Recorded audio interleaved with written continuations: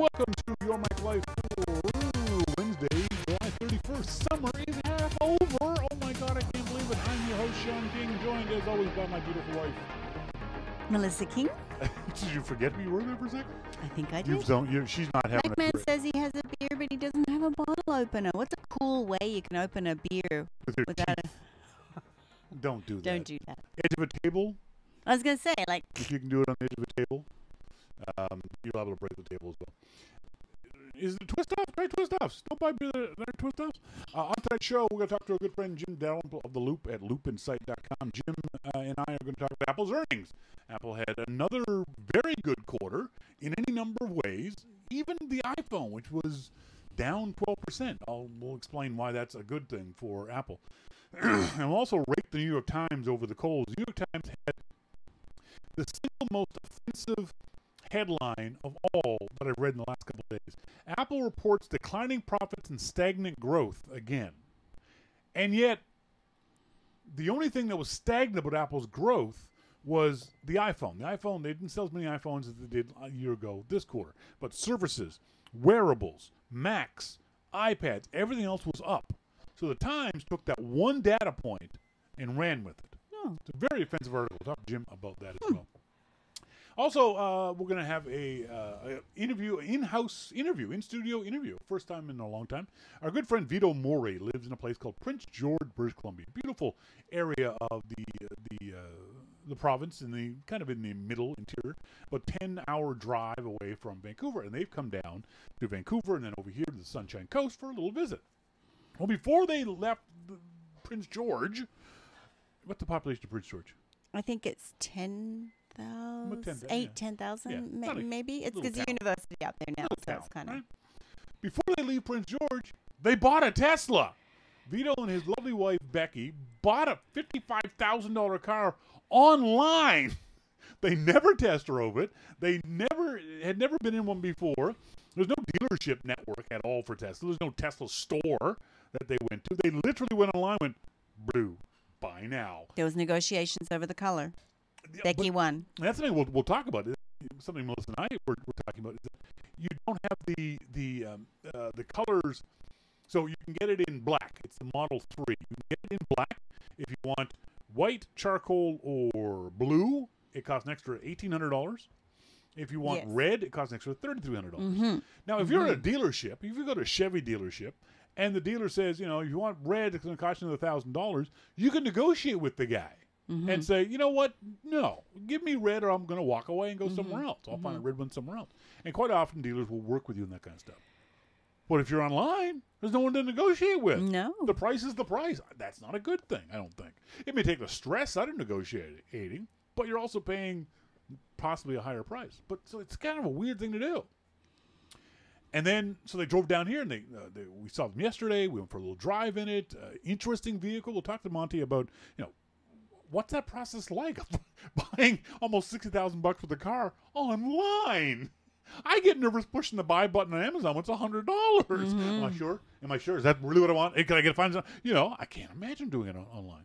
We'll also talk to him about the car itself. How does it drive as a family sedan? And but the technology. And there's an amazing amount of technology in the Tesla. And as I've said before, some of it good, some of it bad. Some of it I don't like as a motorcyclist. Some of it I don't like as a person who likes to drive. And we'll talk to Vito about that later on.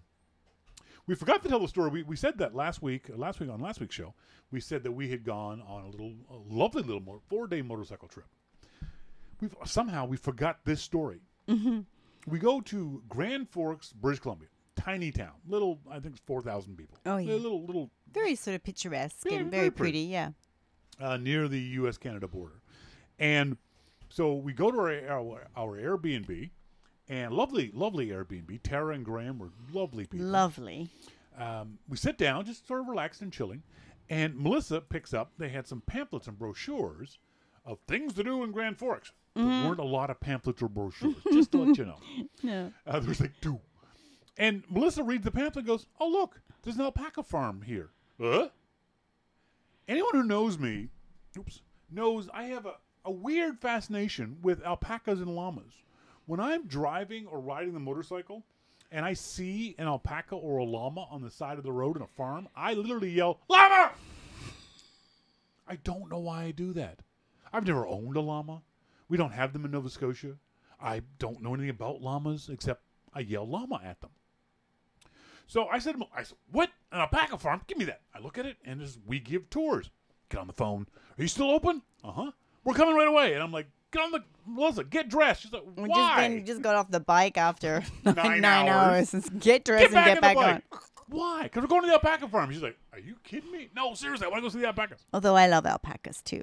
So off we go. Hop on the bike, and we drive 5 minutes away. It's not that far away. Oh, Sherry has an alpaca mug. What is it? Take a picture, Sherry. Was it built out of the skull of an alpaca? Is it wool? Really, really tightly packed yeah, wool? really.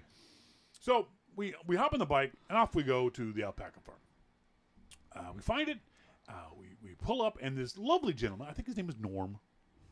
Norm? Norm. Norm comes out, Wayne comes out, and he greets us. Hi, I'm Shawn. It's my wife, Melissa. And we just called. We want to see the alpacas. Sure, come on over. And he brings us over, and they've got two pens, the male pen and the female pen. And we're walking over towards the male pen, and I actually touched one of the little fluffy. They had just been sheared. Oh. Just recently been sheared, except they left them with a little that poof. alpaca fro. Yeah, it's a fro. Maybe that's why I like them, because they have a fro, like I did when I was a kid. They do. Hey, we got a fro. And it's really soft. Norm told me that alpaca wool is the second softest wool behind cashmere, which is bought from a goat, by the way. What are you laughing at? Oh, it's just Mo.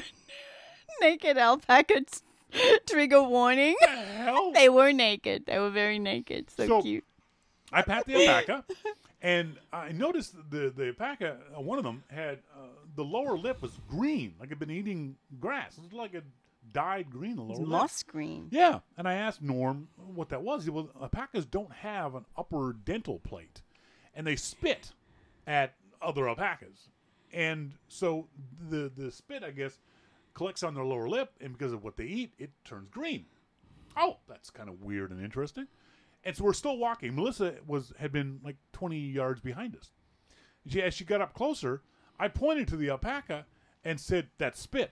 And Melissa says, I went, oh, hey, Spit. How's it going, dude? Spit. You know what I mean? as if that was the alpaca's name. Well, Shawn just turned around and just went, that's Spit. Like, oh, well, this must be Spit the alpaca, which I think is a good name for an alpaca. It could be. It could be. They did spit, McMahon. We gave them some grain and they seemed to spit. They didn't spit on us. No. They spat over each other. It was very odd. But it gets odder. So we have a good chuckle over Melissa calling the alpaca spit. And so we found out that alpacas do, in fact, poop in the exact same spot all the time. Just like llamas. A mound, unlike llamas, there's a mound up there. There's no poop anywhere else. There's a pile of poop there, which is kind of cool. Mm-hmm. And then we look over at the females. He separated them.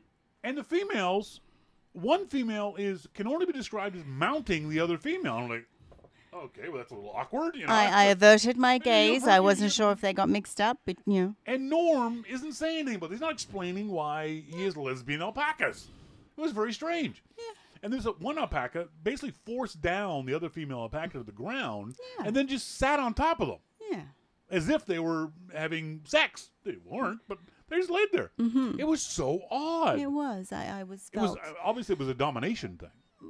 Or a pecking order, yeah. Yeah. Mm-hmm. And so Norm said, you want to feed him? We go, sure. We grab handfuls of feed. And so the one that had been mounted came over to get a little crunchy bits.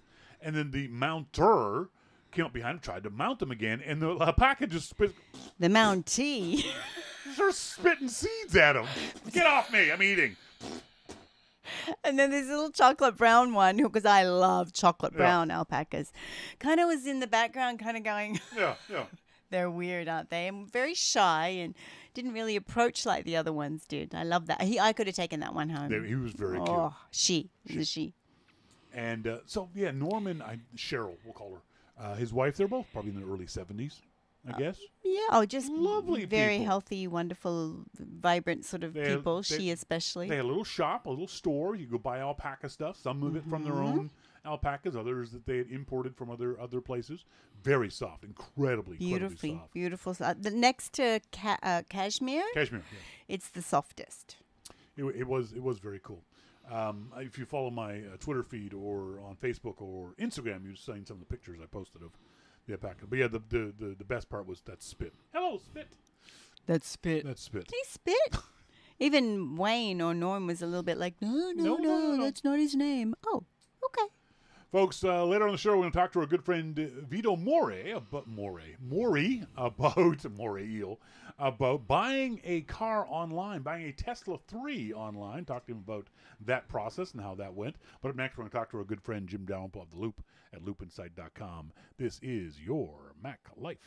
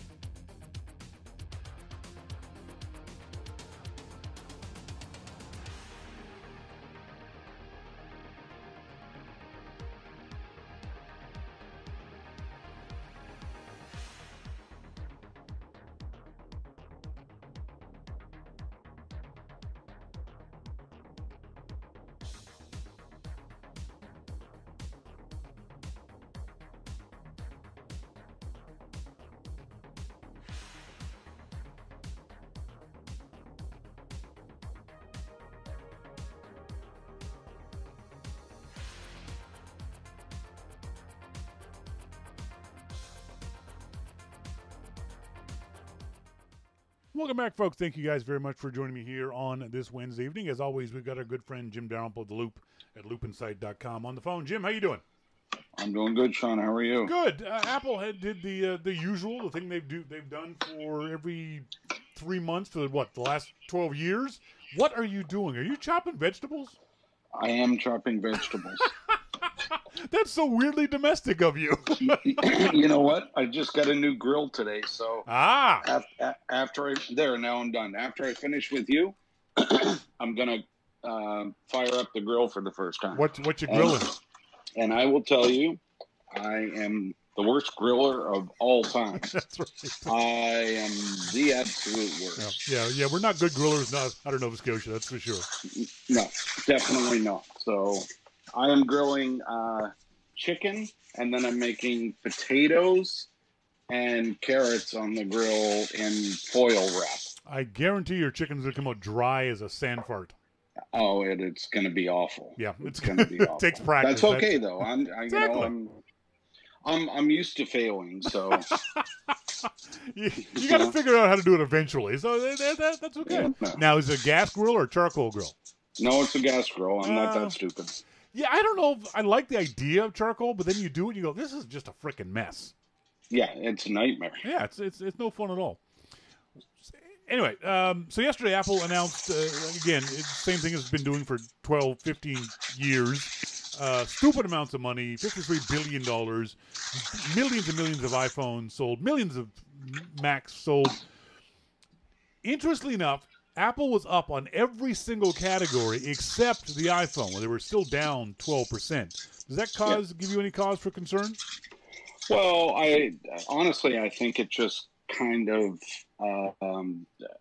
reiterates what they said last time. Yeah. I mean, the iPhone didn't do good last quarter. It actually did bad last quarter. Yep, 17% down. Yep. And the iPhone this quarter is not great. But let's be clear, they still did sell a ton of them. Yeah. It's kind of like they did less bad. It's sort of glass half full, half empty kind of thing, isn't it?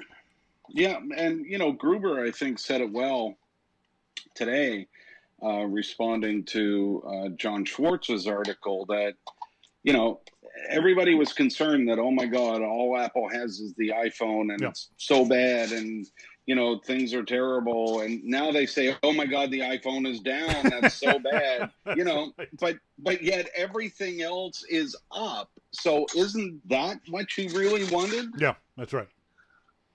So, it's the thing we've talked about on many occasions. Apple is damned if they do and damned if they don't. This was easily predicted that once, because you and I have talked about it in the past, several years ago, the iPhone represented 62% of Apple's earnings. And it kind of makes you kind of nervous because it means that if Apple ever screws up on the iPhone, there's going to be a huge drop. Now it's more balanced across a wide range of products, not just the iPhone, not just the iPad, but wearables and services. So it's spread out a lot more. You'd think that would be a good thing. Everyone would be going, huzzah, congratulations to Apple. But it's the age-old story with Apple. They're always going to get ripped for doing whatever they do. It's just not going to matter, is it? Well, and that's the thing. I mean, when Mac's iPad services and wearables are all up, you would think that Wall Street would be, thinking that's great. Yeah. You'd think they don't. You'd think they'd be doing cartwheels over this kind of thing. Or maybe not Wall Street. I think Wall Street's pretty good, but, the press. Yeah. It's especially disappointing for me, and this was, I guess we shouldn't be surprised. The New York Times writes, Apple reports declining profits and stagnant growth again. And I literally find that offensive, that that New York Times would say something like that, which so vastly not misrepresents what actually happened. Yes, there was stagnant growth in one area, the iPhone, right, but there was the best services ever. I think Apple said that if services were its own company, it would be a Fortune 50 company, not 500, Fortune 50. Services made Apple $11 billion in the last quarter. How the hell the New York Times can take that information, dig through all of the things that Apple announced and say they had a bad quarter? That's maliciously misrepresenting the information to their audience, to their readership. And if you had read only that about Apple, you think, well, shit, I'm going to sell my Apple stock because obviously they've gone in the dumper. Yeah, I couldn't agree more. But, this is something that happens every quarter. Yeah. The mainstream press is not there to necessarily inform us equally of what's happening. Like, okay, Apple had another quarter, questionable, I think, but good under the circumstances in iPhone. But they had a tremendous quarter in every other product category. Yeah. That is the balanced piece of it. Because iPad has been up and down, Mac has been mostly up, some down. Services has been up for quite a while, and wearables has been up. And now, to be clear, wearables also includes accessories, which would include the HomePod and things like that. Yeah. So AirPod. Yeah. So, and that's up. So how people can look at this and say, it was a bad quarter, I'm not sure how that kind of justifies, it just doesn't seem to for me because, again, and we say this every financial time, $53.8 billion Yep. in revenue. That is not a failure. That's not a failure. $1 billion is not a failure. Yeah, 53.8 is so far from a failure. It's just amazing.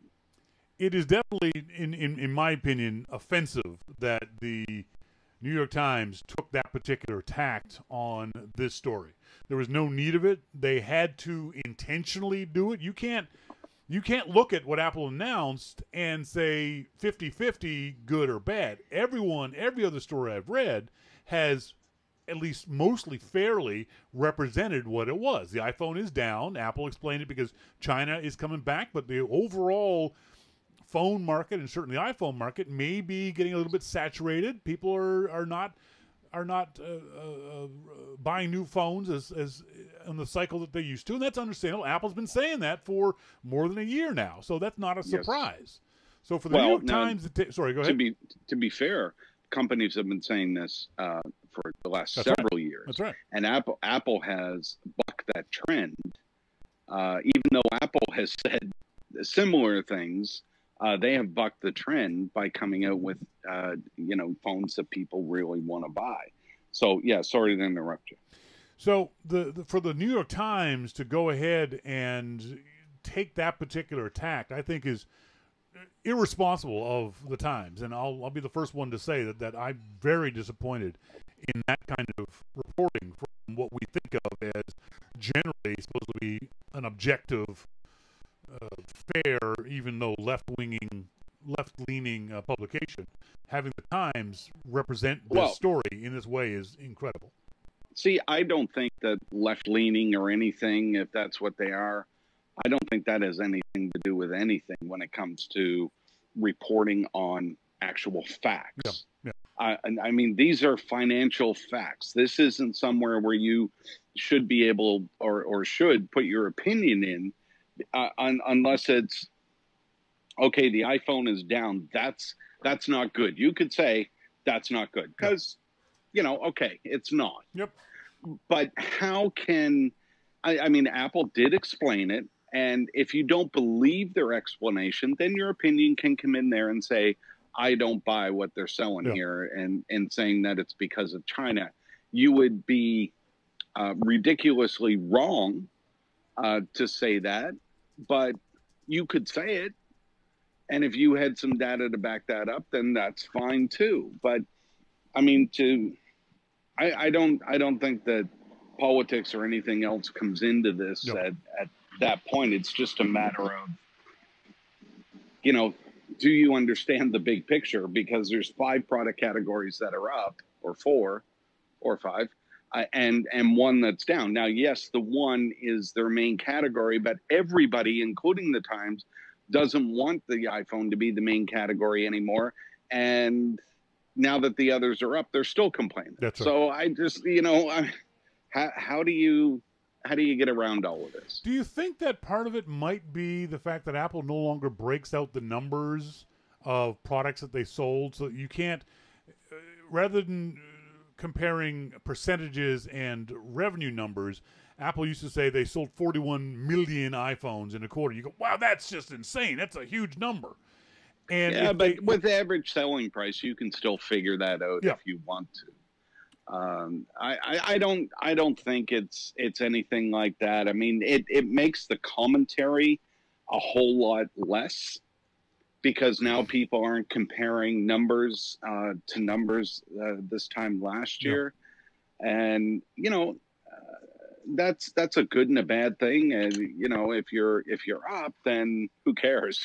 Go ahead and compare away. But if there's a problem like there is in China, then then people start comparing numbers and saying, oof, this isn't good. And again, Tim Cook as you listen to the call or read the transcripts, had a very good explanation of what's going on. China is a big drag on Apple's product line, on everyone's product line who relies on China for any number of market points that they're looking for. Yeah. And China has been really bad in the past 2 quarters. Now they're just kind of bad because Apple's worked very hard. Yeah, you know, I mean, it's maybe putting lipstick on a pig, as I said in the YML Daily, but it's also that Apple has worked very hard to try to capture the market. They're kind of caught between the fight between the American administration and the Chinese government, because whenever the administration attacks China or attacks China products, Huawei being the primary one, Chinese are they love their country as much as anyone else, so they won't buy American products and they'll buy native Chinese products. And that's what's really hurting Apple, is that Huawei makes a decent enough phone at a decent enough price point that people who aspire to the iPhone go, you know what, that's an American company, I'm going to buy China and buy Huawei products. And that's what's happening. You know, I thought it was Huawei. Huawei. Sorry, I know I'm saying that wrong. Huawei. Thanks. Yeah, I know. I can't figure that one out either. But Huawei makes some great products in China, and they are trying to expand around the world. And there are objections around the world to that. Yes. So, you know, all of these things are eventually going to factor in. You know, there's no way around that. It's going to happen. But you know, right now, economic powers are in a dispute, and there's no way around that. No. There's nothing that Apple can do about that. It's going to affect dollar prices. It's going to affect economies. It's going to affect, you know, entire segments of the world. And there's nothing that they can do about it. Yep. They just have to keep going as best they can. Steve Jobs famously said during one other recession that companies tend to pull back when these kinds of things happen, but Apple wants to innovate their way out of these kinds of situations. And I think it's a great way of looking at it. And if you notice and read between the lines, and I didn't do it, I'll give all props to Neil Seibert at Above Avalon. He noted that Apple's R&D spending increased by, I think, 5 to 10% in this past quarter.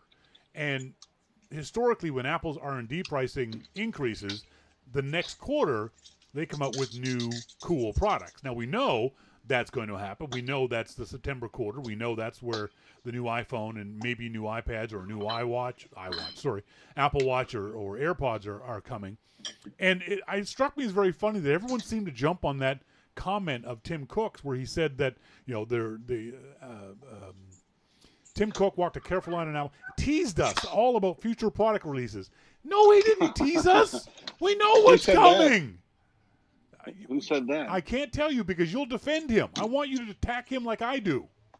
No. Well, it was Jason Snell over at Macworld. He said, Tim Cook teased us all about future product releases. No, he didn't. He did no such thing.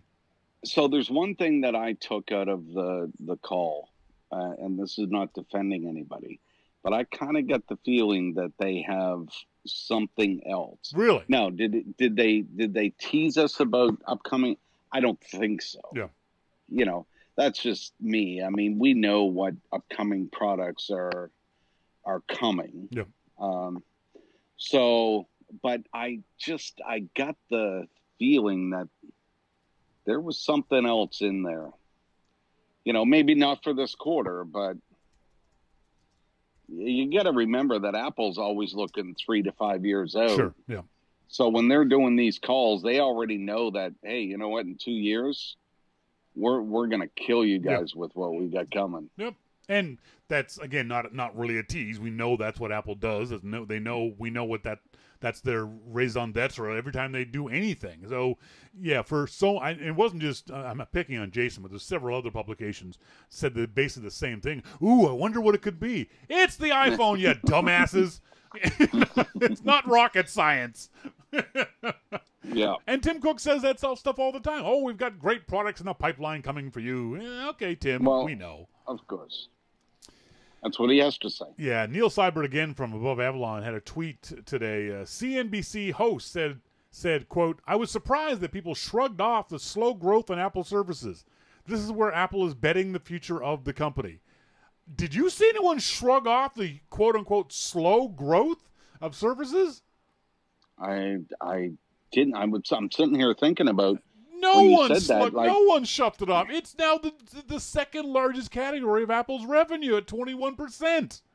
Yeah, I didn't know anybody shrugged it off. That's just, again, CNBC is useless when it comes to Apple. Services revenue has been increasing year over year, quarter over quarter over quarter. They now have $11.5 billion in services revenue. No one's shrugging that off. That's a quarter. That's a quarter. $11 billion a quarter. So no one's sloughing that off. Now, Neil says, no, Apple is not betting the future of the company on services. Do you agree with that?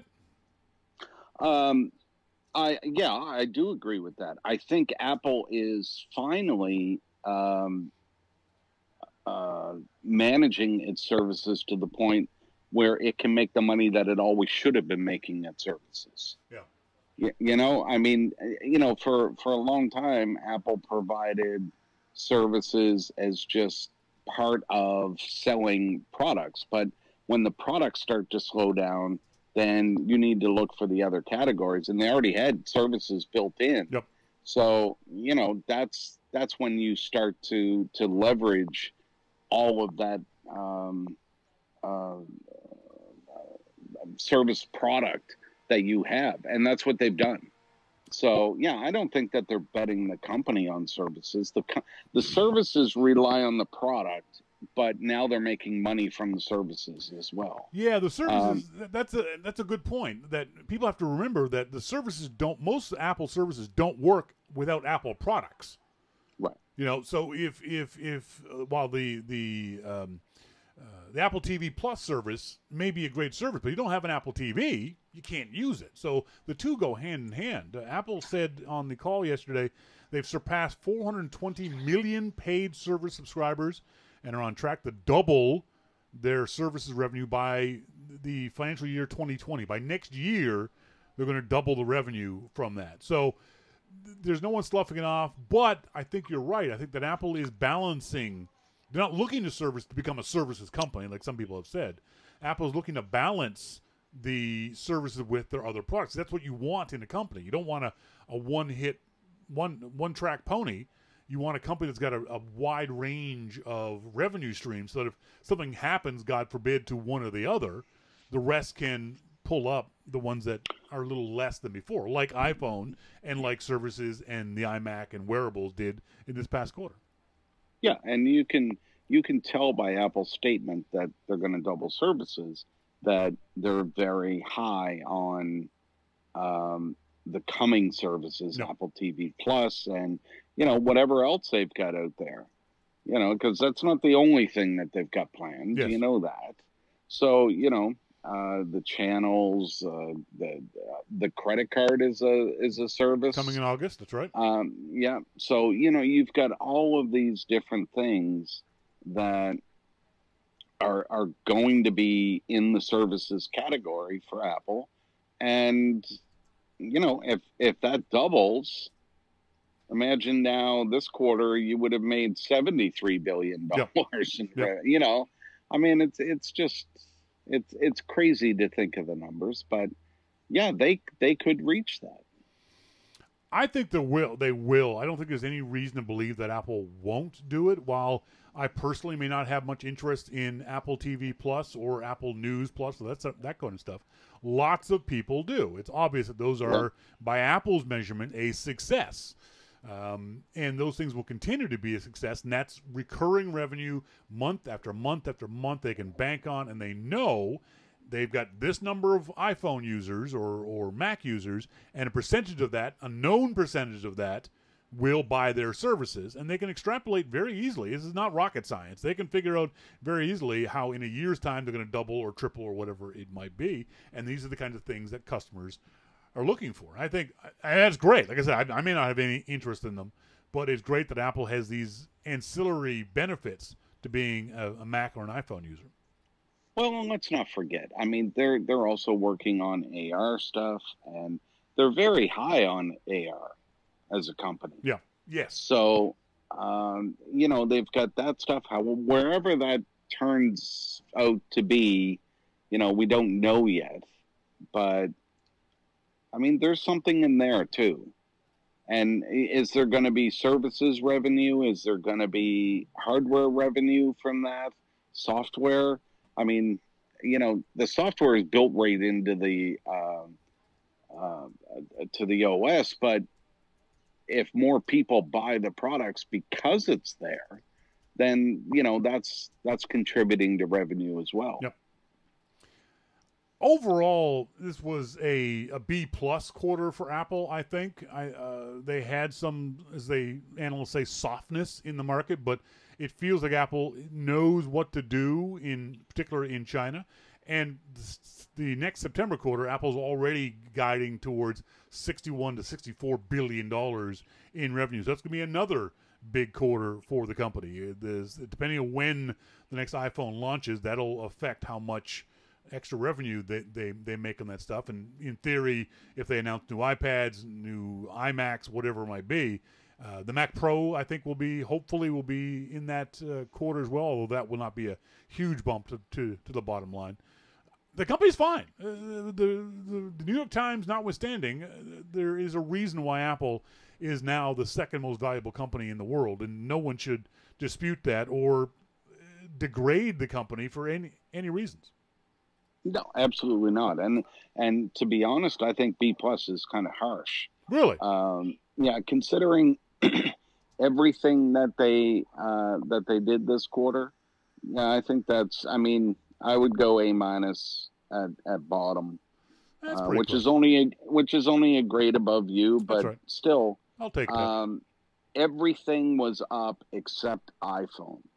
And there's reasons for that. That's right. Yeah. So, when you start to factor in that kind of stuff, I have to think, okay, what else could they have done? Yeah. The A or A-, that comes down to iPhone. The rest of it is firing away. I mean, I don't see any badness in there. There's only upside, I think. One of the few articles on the new Macworld.com, which is an awful website, by the way. It's past time for the iPad to support multiple accounts, a complaint 9 years in the making. Now, sadly, this young man who wrote the article said that he didn't understand why Apple didn't do this from the beginning. I think it's kind of obvious that Apple wanted people to buy multiple iPads, one for each member of the family. I think Steve Jobs actually said that. They want everyone to have their own iPad. Do you agree that, though, after 9 years, it's time for a single iPad to serve multiple members of a family? Well, yeah, I don't see why not. And I think it was probably more of a technical problem than any other kind of problem. Yeah. But that being said, in my mind. But that being said, now that there is an iPad OS, I was fully expecting when I heard that Apple was going to announce this, that yes, now's the opportunity. Now's the time for Apple to say, and we're going to allow multiple users. You'll log in to your iOS device, your iPad, the same way you can log into your Macintosh. On my Mac, I've got 4 different user accounts with different settings on them. I should be able to do the same thing on my iPad. Maybe not my iPhone, but certainly on my iPad, because the iPad feels like more of a multi-person device, a family device. I can hand my iPad to my son or to my wife, and they can log in and get their email and their websites and that kind of stuff. You can't do that now. I think Apple might still be thinking that a family of 4 should have 4 iPads. I don't know. I mean, nobody better try and log into my iPad. Be kind of terrifying, I imagine. I didn't mean it like that. But, your Amazon wish list is probably full of Speedo suits, right? Well, I already have those. Oh, geez. Yep. Yeah. But no, I think that would be, after all this time, something Apple should be able to accomplish. The other, I thought that. go ahead. No, go ahead. The other big news, which really shouldn't have been such big news, was apparently no one realized or remembered that Apple listens in on our Siri conversations. Some of them, a very small portion of them. This was a big story, and I think it was bigger because it was Apple. Do you agree? I think it was bigger because they put sex and crime in the headline. Yeah, and fair enough. I believe the first time that I saw that part was Rennie Ritchie. Yeah. Said, they put sex and crime in the headline, and you know what? He's right. Yep. That's why. Now, did Apple ever try and hide this? No. Well, no, hang on now. They didn't. It was a lie of omission, not commission. They didn't intentionally. They didn't intentionally not tell us this, but they didn't work very hard to tell us either. It's there. It's right there. Yeah, but it's there in language that doesn't make it clear that human beings can listen in on your Siri recordings. Apple has never made, and to be fair, I don't think that the other companies have really made it a secret either. Agreed. So I'm not bashing the other companies and holding up Apple here. I don't think that any of them hid the fact that we listen to small audio clips, little snippets to make sure that the user experience is what you would expect. Yes. And if they listen to my audio clips, they are not going to be happy sometimes. Me neither. It's going to be a lot of Siri, you bitch. Yeah.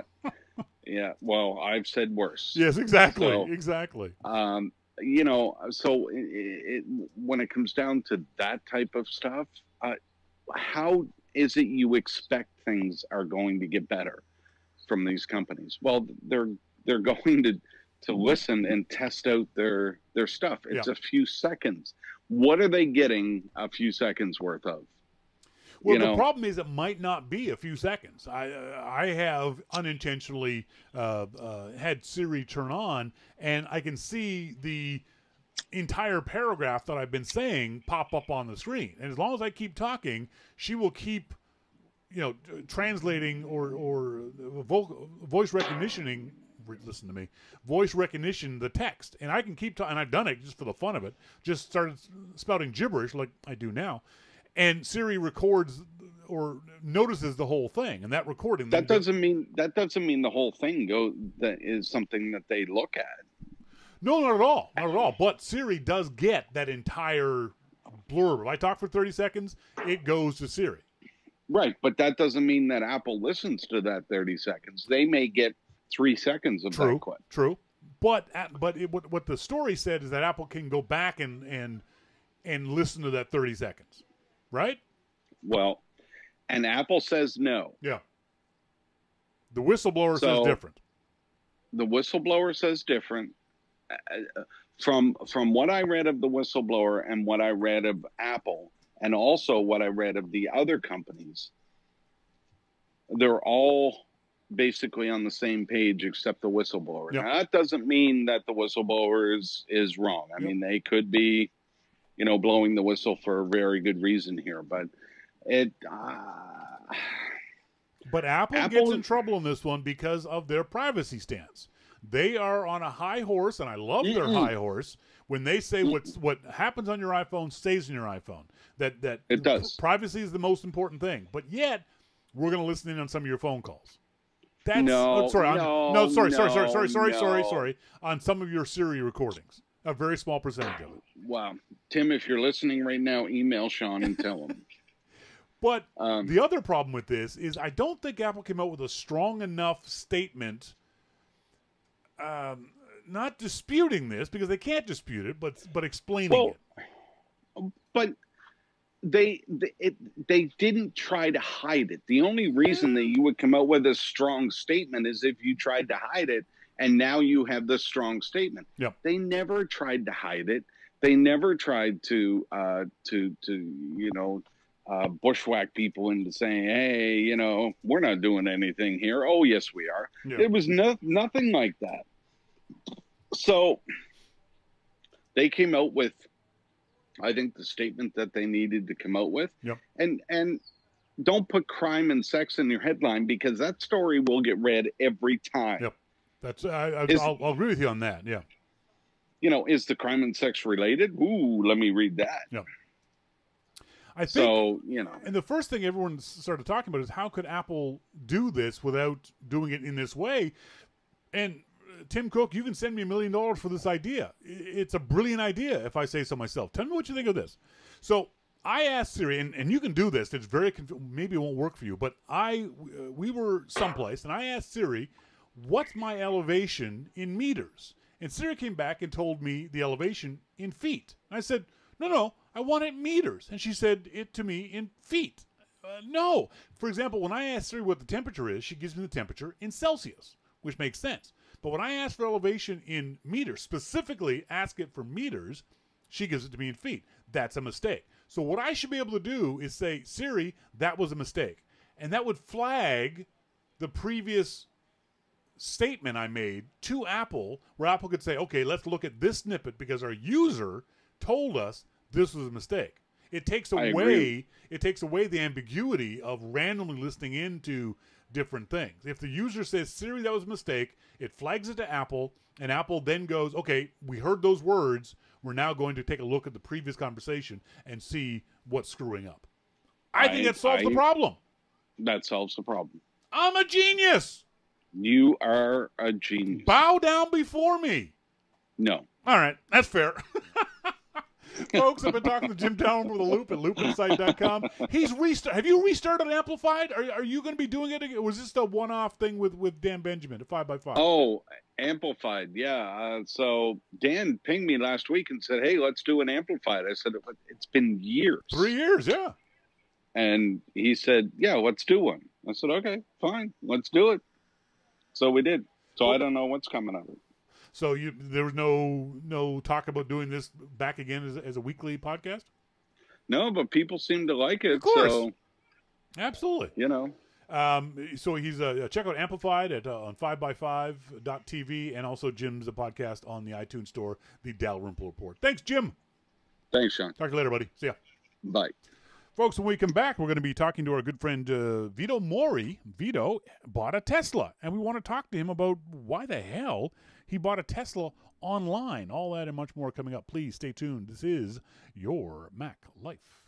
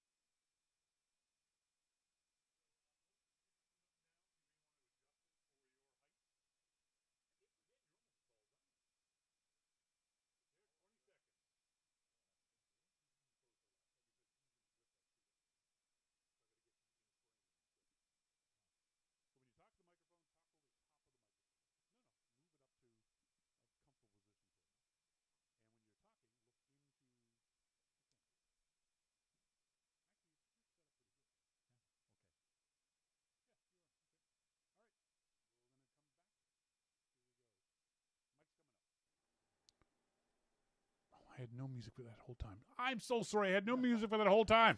I hadn't turned the music up. I turned the music down. Folks, welcome back. This is Your Mac Life. I am Shawn King, joined in the studio by my good friend Vito Mori. Vito, how you doing? Doing great. I'm on holidays. That's right. What more could you ask for? What are you on holidays from? What's your job in Prince George? I work in a pulp mill. What do you do in the pulp? I've seen you with a hard hat. What do you do? Oh, well, at the pulp mill, we make pulp. But I work in the section called stores, where we hand out parts and things that people need to fix pumps and various things. Real quick, I don't know if it's going to be a stupid question, No. but does a guy go out and cut down a tree, bring it to you, and you just mush it up? So the sawmills create all these chips. Okay.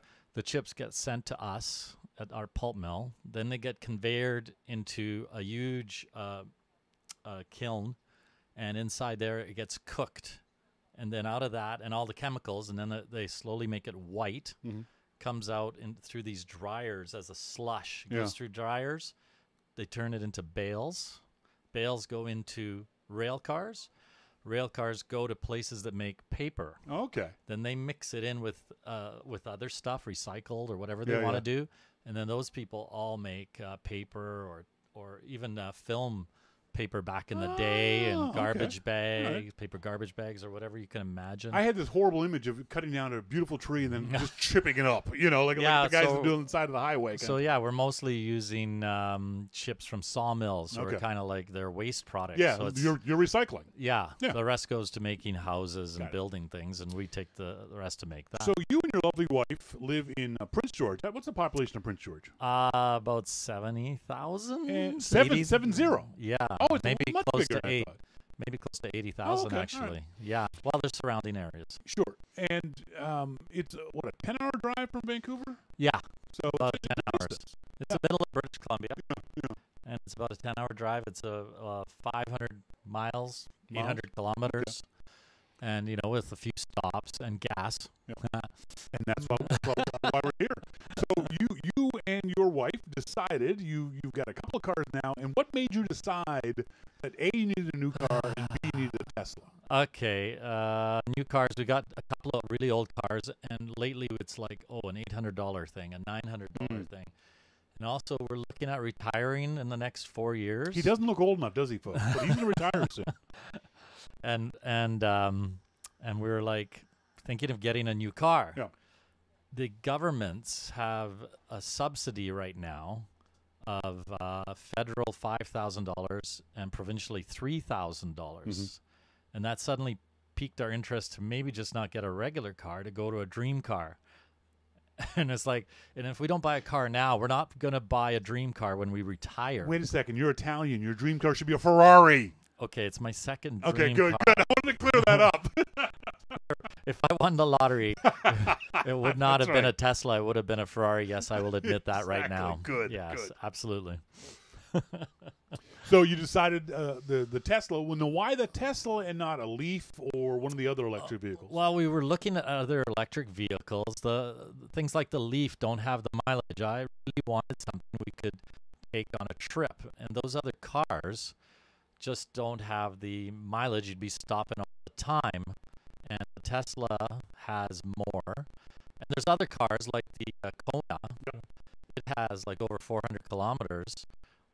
420 kilometer battery. So we looked at those and we sat in them, and my wife was like, "This is like looks like an SUV that they converted to electric." Yeah.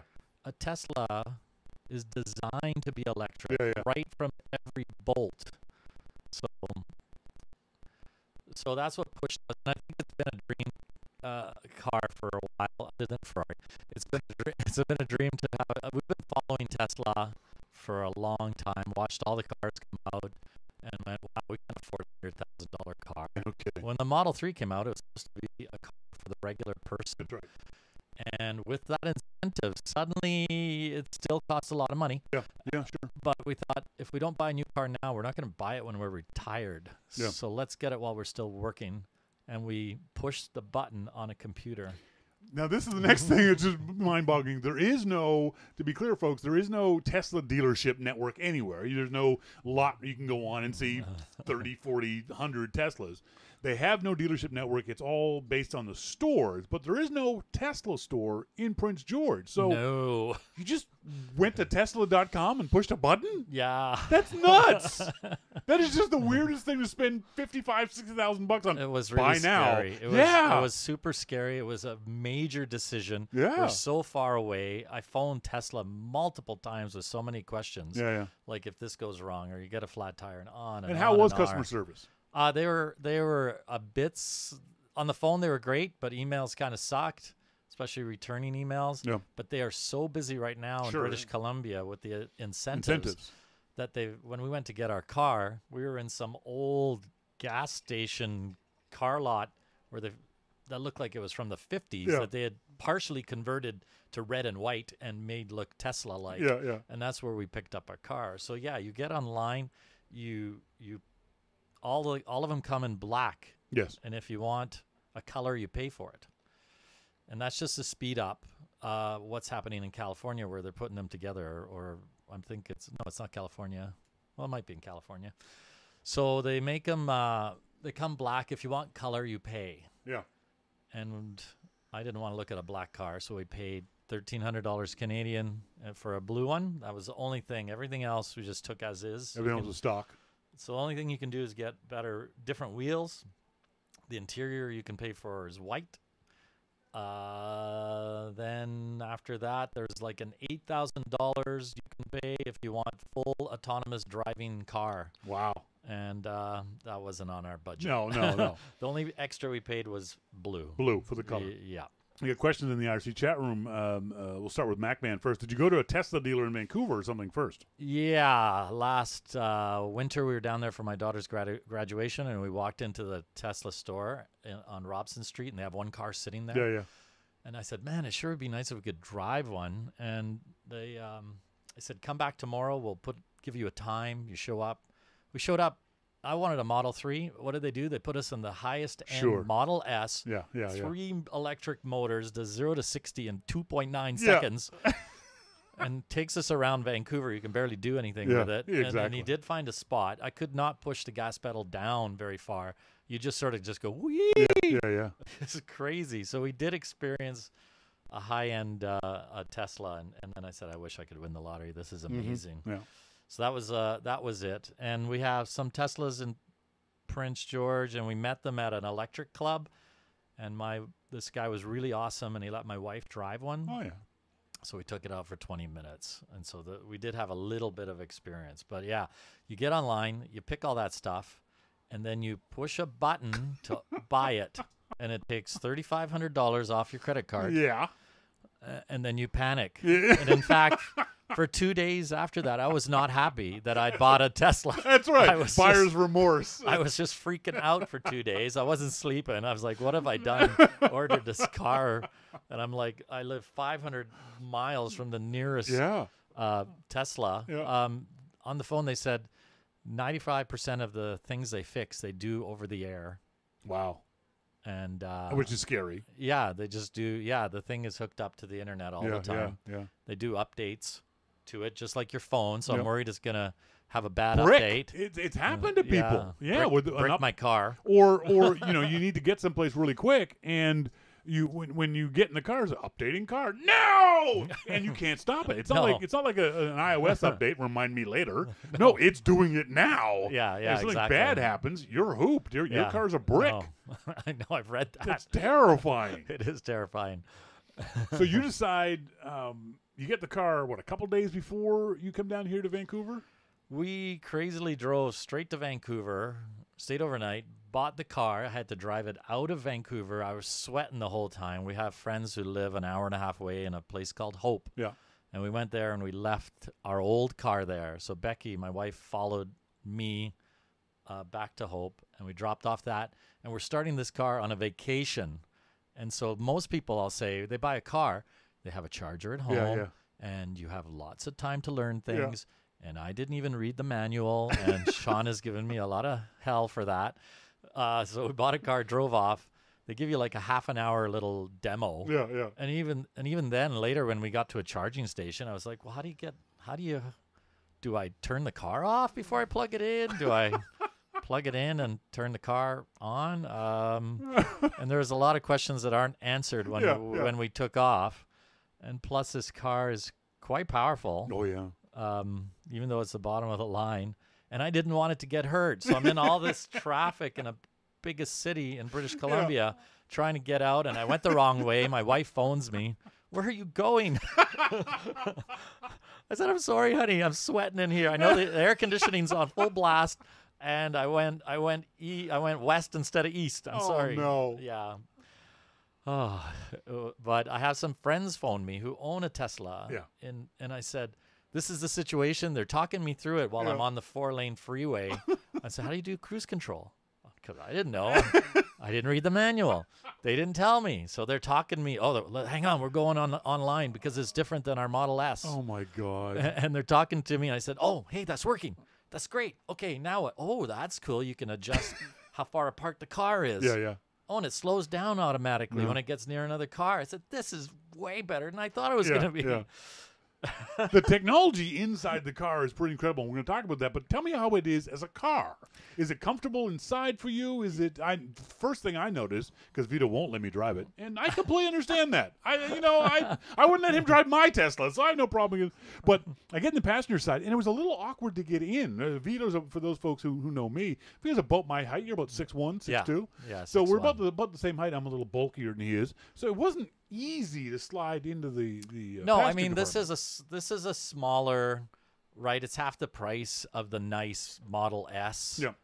Pretty much, yeah. It's pretty much at the half price point.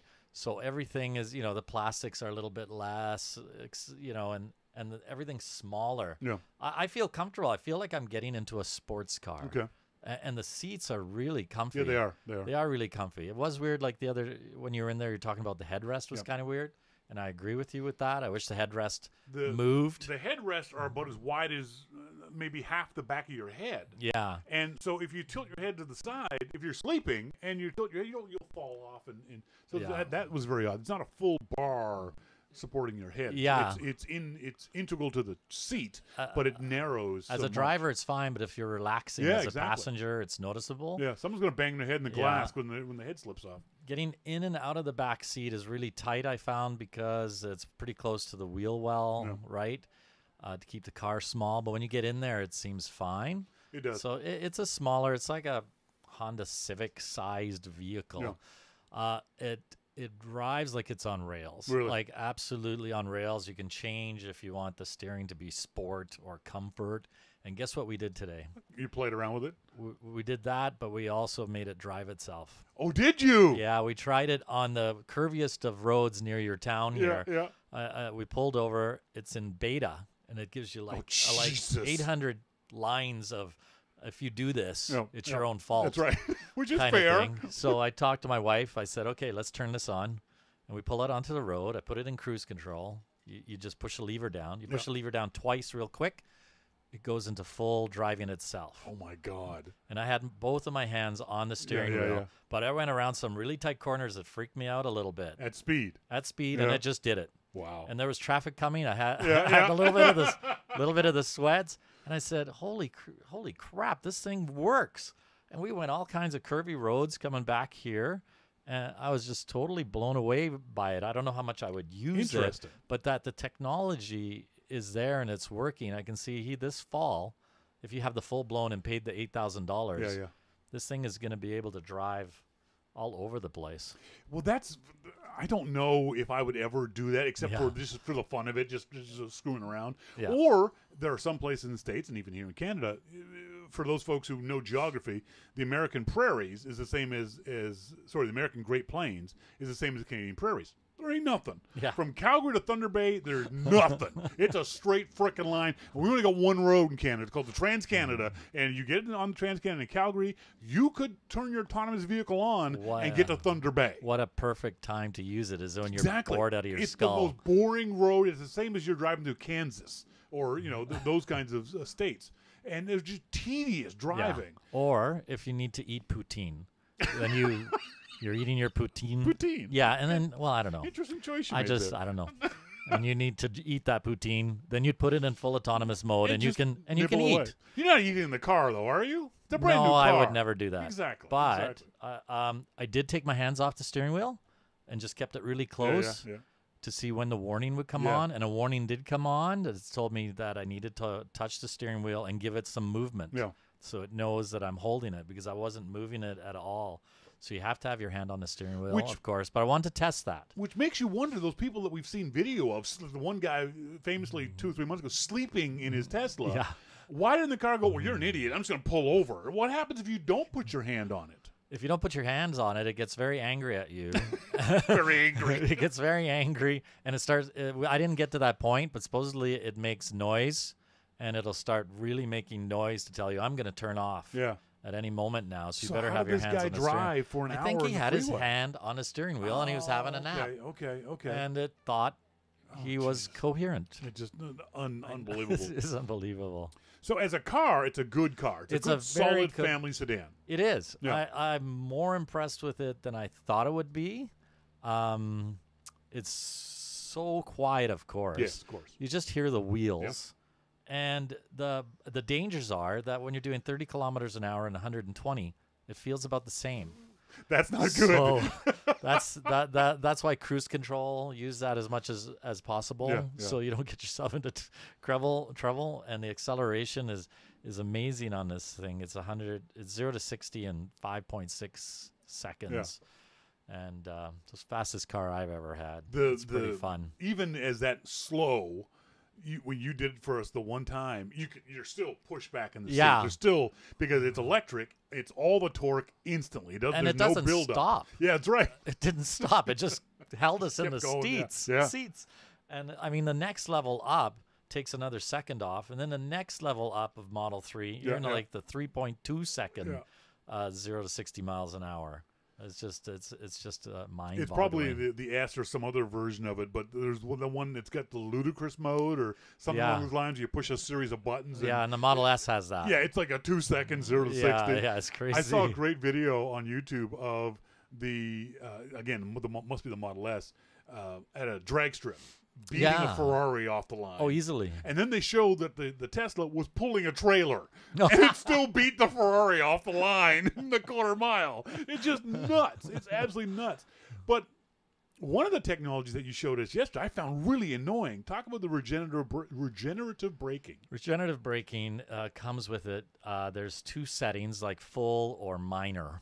But it takes a little while to get used to. So when you're driving with 1 foot, basically. When you let go of the gas pedal, the regenerative braking comes on, and it slows the car right down quite hard, quite actually. Drastically, yeah. It's quite drastic. So you're actually going to a stop sign or a red light.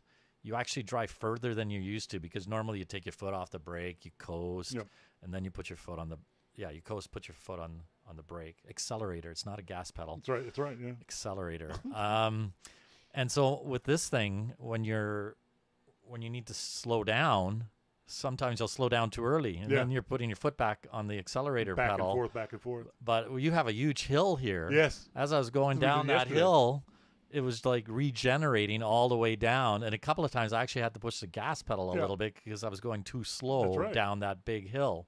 But it just adds to giving you that extra little bit of mileage. Yeah. It didn't take us very long to get used to it. But it is kind of a pretty crazy thing at first. Let's talk about range anxiety. That's something that's very common among people. A survey was done here in British Columbia because the government is trying to get people into electric cars. They're adding more and more stations all across the province. The problem is we have all of Canada, we have a very small population, but huge areas. So it's expensive to put these charging stations. There are enough for you to get to most places in British Columbia, aren't there? Yes, there are. And with this incentive they're doing, the BC government says they want by 2040 to have all electric or some other kind of non-ICE vehicle, internal combustion engine vehicles on the road by 2040. Yeah. So it's not that far away. So they have to put the infrastructure in. We kind of are on the edge of a little too early. They're just starting to drop them in these faster charging stations along the highway up to Prince George. So I have a little bit of anxiety right now, but a typical person's going to buy one of these cars. They're going to have a charger at their house. So 90% when we get home, 90% of our year, we plug it in when we get home, and Sure. there's no anxieties at all. Because a lot of people I talk to, they're like, "Oh, the range." I said, yeah, you have to plan. You have to consider it when you're traveling. But if you're using a car in a city, there's no range anxiety. You're always going to be able to get to a charging station or back to your house. I have some now because we're on holidays. I'm learning the car, and I was just downtown, and I plugged into a free charger for an hour, and I got like 60 kilometers given back to me for free. Now you say for free. There's some places you pay to charge. Yeah, so the Tesla chargers, while before people bought Teslas, all their chargers were free. Yeah. My friend with a Model S, he never will have to pay. Oh, it's free for life. Free for life for that car. Yeah. If he sells that car, it's free for life. Yeah. At a certain point, they were making so many they can't do that anymore. So I stopped in Hope to charge, and at that station, I don't know how to convert it, but it's telling me it's giving me 600 kilometers 400 miles per hour back to my car. It's good. Oh, it's incredibly fast. Yeah. So you're not, but on the way home, we may end up at a charging place that we have to sit for 2 hours and at the worst 3 hours to charge that car because the high-speed ones aren't in all the way up. Probably by the end of this year, we'll be able to hit just high-speed chargers all the way down the highway, all the way to Vancouver. It's a different lifestyle. It's a different life to have that kind of car. You just got to plan differently. Let's talk about that ridiculous screen. I am on record to everyone I've ever talked to on this show, everywhere. I hate that gigantic. It's twice as big as the biggest iPad. Yeah. It's a massive, massive screen. And that's the only thing on the dash, isn't it? There is nothing else on your dash. To keep the price, once again, of the Model 3 down, all there is that. If you want to open the glove compartment, you have to touch the screen. There's a That's ridiculous. The only other button is a hazard button, and the buttons to open the doors. And I think that's pretty much it. Everything else is on the screen. The speed is on the screen, so it's a little over to your right.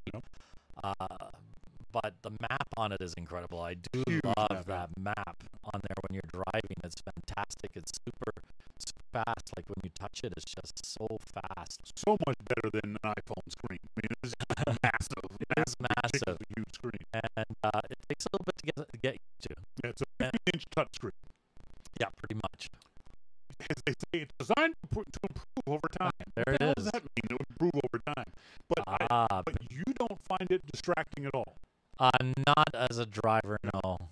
No, not as a driver. I find it distracting as a passenger because I go, hey, sure, yeah. When I was in the car, I didn't look at the window. Watching the car. It's like, oh, look at all this stuff on here. Yeah, people walking across the screen and that kind of stuff. Yeah. It shows you all the traffic that's around you. There's a whole pile of cameras built into it. The car comes ready to go to be fully autonomous this fall if you paid that $8,000 extra. And I can still buy that if I win the lottery and add that to the car later. But updates. So like an interesting update they did a while ago is that somebody tweeted. Updates are by tweet. You tweet Elon Musk and he updates the car if he thinks it's cool. Oh man, that's insane. So somebody said, hey, I'd like to leave my animal, my dog in the car. Yeah. And he said, oh, that's a good idea. I'm going to make a dog mode. We have dog mode. So we put that on. And I haven't tried it yet, but it air conditions the vehicle. And on that big screen, I assume it flashes. Animal is fine. Don't panic. Don't break the windows. This animal's okay. The air conditioning is on. Don't put your babies in there, please. Yeah. Some idiot will. We know that. So they add updates like that. There's games on there. So let's say I am stuck for an hour somewhere boring. Waiting for the ferry. I can play Asteroids on there. There's a fireplace. It's crackling fireplace and music, and you can just sit back and have a romantic evening with your fireplace. Hopefully, you're not by yourself. Macman says, does it have an AV input?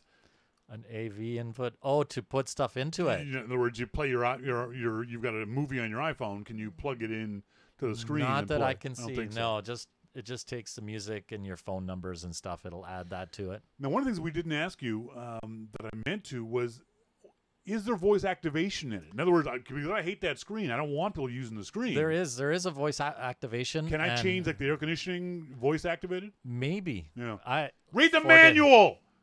I'm sorry, Shawn. I did not read the I'm on page, because of you, I'm on page 74 of 179. So I haven't gotten up to that point, but I have seen the button for speaking to it. Okay. And so it must do something. Yeah. And I have turned it on by accident.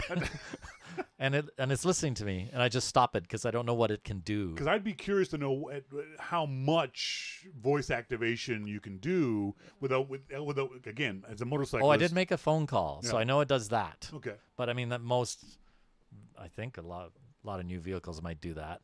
Maybe. But if they're synced to an iPhone. Because I noticed that on the bottom of the screen, there's heated seats. Yeah. And so you're riding around and you're cold, and suddenly you say, I want to get my seats heated. On our Jeep, without looking, I know, I push that button right there. Yep. My seat's going to get heated. I agree with you. You don't have that muscle memory on I agree with the you. Tesla, and you might never get it because it's not tactile. If I've got to push something on that screen, I will be distracted. Yeah, I agree with you 100%. I'd much rather be able to say, hey, and by the way, folks, the name of Vito's Tesla is? Gizmo. So, hey, Gizmo, turn on the heated seats. And the heated seats will come. I would much prefer. I don't know if that's possible. I hope that is. Yeah, because when I get to that page, I'll that's right. Tell me on the manual. I'm going to text you. Monty says, for that price, I should read the manual to you. Yeah. As you're driving along, as the manual. Yeah, I should just read the manual. And the manual is on there. Is it on the car? Yes. Oh, that's cool. Okay, so I was reading a couple of pages when we were waiting for the ferry. Yeah. One of the other great things about it, from a physical point of view, is this wonderful glass. Roof over top of you. Unfortunately, it's a smoked sunroof kind of thing. Yeah. Does that get really hot? I have noticed it on this, that I can feel the sun coming through it. I mean, it's all UV and all that kind of stuff. You're not going to sunburn on top of your head. Yeah, it won't give me a sunburn, but I can actually feel the heat, and I can sort of push the air conditioner to go up in that direction. Yeah. And I don't know, it's because my head's so close to it, maybe. Although there's lots of headroom. Yeah, there's surprising headroom. That's again, you want, like, very much like Apple, you want Tesla to be the leader in technology. And I would have loved to have seen, maybe they're planning on doing it, but have that smoked sunroof be able to change color, so it'd be clear on rainy days or completely black. I could see that in a future one, maybe a more expensive version of that. Yeah.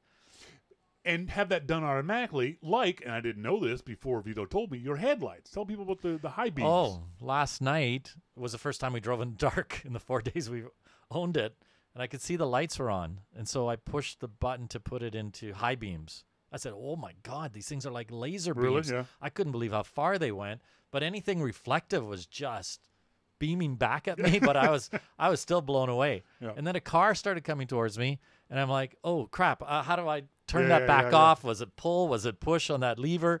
And then they dimmed themselves. The car went by and then went back to high beam automatically. That's very cool. Yeah, it was really cool. Yeah, so the cruise, really impressed with the cruise control, right down to a stop. Yep. Behind a car. Behind a car, not at a stoplight or a stop sign. In the cruise, it has to be another car. It's not the autonomous thing, but for stop signs and red lights in the future, you'll have that. But yeah, I had it in cruise control, and I'm still driving, and it just slowed down behind the car, stopped. The car started moving, and it just picked up on its own and went back up to the speed that I had put in. That's cool. And then last night we discovered the headlights, and I'm saying this. So there's little impressive things hitting me, and this probably because I haven't read the manual. It could be true, but it's really interesting how much of this stuff they're going to add afterwards via software updates. Yeah, there's a huge update coming this fall. Yeah. And Elon Musk mentioned that he wanted to add YouTube and Netflix to it, so that if you're bored and you're charging or whatever, you can watch those shows. And he hopes to have them there so that when it's autonomous, that you can watch That's Netflix. The point. Yes, exactly. Yeah. He hopes one day it's autonomous, and you can watch your favorite Netflix as you're driving speeding down the highway. That's just my. But now, there are updates coming, and I don't know what else is on that list, but there's always something they add that's interesting. You can make the car fart, by the way. Excuse me? I'll show you that after. You can. But it has a whoopee cushion mode. Oh my And then God. it's in surround sound, so you can pick where the sound is coming from. And embarrass the people in your car. I would do that. I know. absolutely would do I that. thought of you and I No, said yeah. Sean would love I would absolutely love doing that. love the whoopee Yeah. cushion feature of the car. The aspect of this that I'm very curious about is if let's assume you had paid for the $8,000 extra for the autonomous version. Would you drive autonomously? Would you, if you could, sit in the passenger seat and let the car take you to work or take you to Vancouver or take you places? I think I would for partially, maybe. Really? Yeah, partially. I don't If think it I'll was ever good. trust a vehicle that much. I know, and I have a lot of friends at work who think I'm crazy Yeah. for buying an electric car. And there's like, why would you give control to the car? I want to be in control. Yeah, yeah. And then I say, you know what? If everybody had autonomous cars, I think we'd have a lot less accidents. Absolutely. Absolutely. Yeah. Just There's no doubt about that. Yeah. So. And as we've talked about on the show, when we have this mix of autonomous vehicles versus human-driven vehicles, humans being the assholes we are, will screw with autonomous vehicles. Yeah, I know. You've talked about that before. You know you will. If Yes. you're riding on the highway and you see no one in the passenger seat of this autonomous vehicle, and I need to get to that on-ramp, I'm just moving you out of the way. Yeah. Because your car will hit the brakes and back up and let me in. I'm going to be a dick. Yes. That's the nature of human beings. We will be dicks. People do it in cars with other human beings next to them. They'll cut them off on the on-ramp. I know. It's going to be interesting what that future will be and how and then also the decision of what should the car do, kill you or kill the person there's that. that it sees crossing the street. I hope that our laws will try to catch up with this stuff, and basically because of the cameras on the autonomous vehicle, if another vehicle causes the autonomous vehicle to do something that's dangerous, they record that, and then that video gets sent to the police. And then you get a fine, ticket, whatever it is. Yeah. Because you put other people in the danger. laws have to catch up. That's right. The things are happening so fast. The laws haven't caught up to these things. Yep. Another thing that someone texted Elon was now you can put a thumb drive into one of the two USBs that's in the front, and it'll record from all the cameras around you. And I haven't read that page, but my friend has told me about it. And I've seen some of his footage that he's gotten out of the car. So that's kind of pretty cool that you can get the car to do that. That's right. And there's cameras and radar all over the thing, isn't there? Yeah. There's like 6 cameras and radar. Yeah, there's a camera between the pillars. There's one down at the front, above the tire. There's a bunch above the window, the front window pointing forwards and other things coming out of that. And the one at the back. Are there any cameras pointing into the vehicle? There is one camera pointing into the vehicle, and in the manual it says may be used for a future software update. And I'm wondering what that's going to be. Like, so it's off now? Yeah. In theory? In theory, it is off, but it is there. That's interesting. Yeah, it is interesting. Where's it pointing? Is it a wide angle getting the whole cab? Probably. Just the driver? Probably the whole cab, I'm theorizing, but it's not on. Because that would be a very wide angle lens if it had the whole. But I wonder if it has to do if it becomes like an Uber car that drives itself. Yeah. It can monitor the passengers. It doesn't say what it's for. It just says in the manual for a possible future something. They must be thinking about something that camera is going to be for on the inside. Any concerns that you are, because of your purchase, ushering in the rule of the robot overlords? This is you're part of this now. You are. This is the way cars will be in 10, probably closer to 20 years.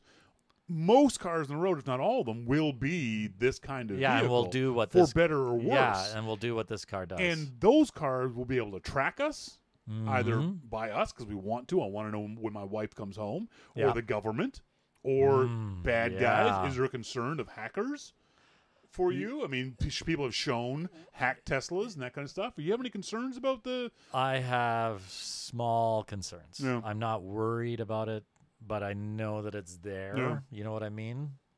But I'm not concerned. Not concerned about it at all. What is the biggest concern with the car? Is it range anxiety? A little bit of that on this holiday, just because it's new to me and I'm not used to. Like today, we drove 50 kilometers, and I thought, oh my God, we're sucking up the battery. And it was like, that was 50 kilometers is it's 35 miles. Yeah, it's nothing. You can walk it's that. nothing. And I'm like, and I'm having anxiety over this, and I'm like, let's go charge. But that's me. Yeah. I'm gonna get over it. I'll get over it. So the range anxiety, and the only other thing is people parking beside me. I was Yeah, like, well, get away from my new car. That's true of any new car. Yes, if any I new bought a car. new Tercel, I'd That's feel right. that way. It's like, get away. That's right. So Parking on the other side of the shopping mall so no one comes anywhere near the car. Yeah, I've done that. I love plugging it in. So far, we've done 600, almost 700 kilometers, if you'll translate that, and 500 miles. And 2 times we charged at Tesla superchargers, and it's cost us a total of $7 Canadian. Wow. So $7 Canadian plus all the free chargers that we found along the way. Like in a hotel, there was one in the basement. I plugged in and let it plug and charged it all the way up at night. So we've done like 500 miles for $7. Yeah. And that's Canadian, by the way. That's probably so it's $4 American, yeah. Yeah, for $4 that 500 American. miles is probably on a car at least 2 fill-ups. So $80 because our gas is fairly expensive here in Canada.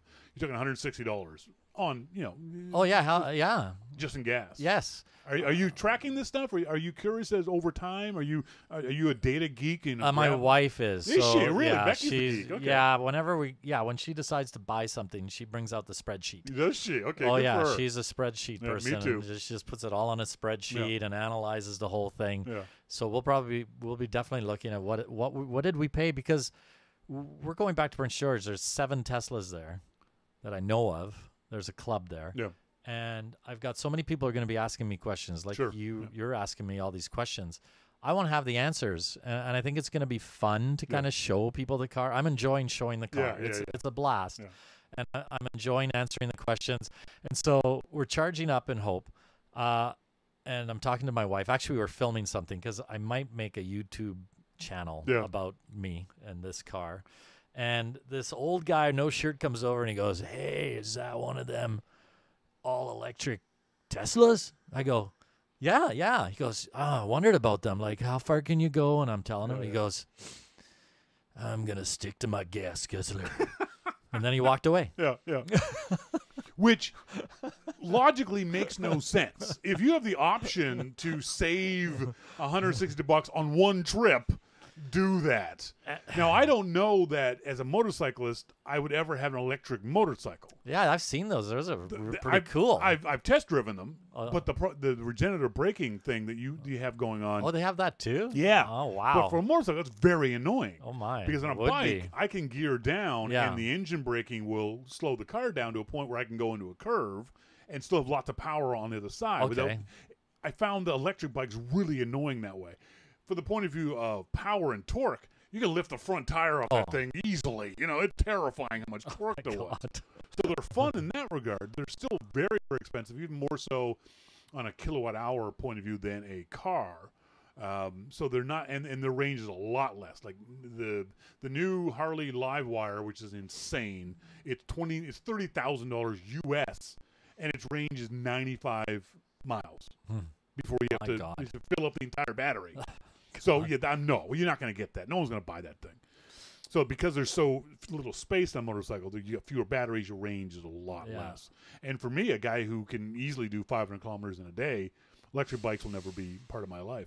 But it's certainly something that you seriously, again, in Canada, our gas prices are about $5 a gallon compared to the U.S. Now, that's nothing compared to Europe, which I assume electric cars will be even more popular there. Yeah. Now, you live in a place that's very wintry. Here in the Sunshine Coast, it doesn't snow very much, but you get lots of snow. Yes. It's a rear-wheel drive car. Yes. And my first thought was, donuts! But... Oh, it's got so much brain power in it. Yeah. It won't let me do donuts. It's actually quite heavy. And yes. And part of the research, I must have watched 100 different Model 3 rear-wheel drives in winter and listened to everything they had to say. And because I was freaking out, I wanted the all-wheel drive. Yeah, sure. Yeah. It would have added $18,000. Oh, that hurts. You get lots of other things. You get a bigger but battery, still. but it just wasn't in our budget. Yeah. This is a $55,000 car. Guys at work are what's the big deal? 90% of the guys I work with have $70,000, $80,000 trucks. Yeah, sure. That's what they That's cost. right. Yeah. They're Yeah, like, Ford F-150 is yeah, they're like, $70,000. "Hey, you buying a $55,000 car? Nothing. What's the big deal?" I said, "It's a lot of money to me, okay? Yeah. It's a big decision." No kidding. And I want to drive it all the time. I do have our old car, so if it's some really crappy winter day, but I look forward to trying it in the winter. I Yeah. want to drive it all the time. I want to experience it, and maybe, like I said, I might start a video channel and show people what it's like to own a car Look for in it coming the soon. northern British Columbia. Look for it coming soon to you, Vito and Gizmo. Vito and Gizmo. I'll watch that channel. Vito and Gizmo. That'd be kind of fun. Thank you very much for doing this, Vito. I appreciate it. My pleasure. Hopefully, folks have. If you have any other questions, Vito is on Twitter. VMORI. Vito Mori. Yeah, Am I saying your name right? Mori? Yeah. Okay, I said Moray before. That was wrong. VMOIR on Twitter. So if you want to tweet to him, you can talk to him and ask Absolutely. him questions. But I appreciate you being here. I know you were nervous, but Vito and I have known each other for 10, 15 years now, so it's the first time he's been on the show. I want to say thanks very much, as always, to our good friend Jim Dalrymple for being on the show, you guys for being tuned into the show, and for Vito for sitting in and telling us about the Tesla. If you have any other questions, send me an email, and I'll pass it on to Vito, Shawn@yourmaclifeshow.com. Love to hear from you guys about Teslas or anything else we talked about on tonight's show. As always, until next week, I've been Shawn King. I'm Vito Mori. And you've been listening to Your Mac Life. Thanks very much for joining us, folks. See ya.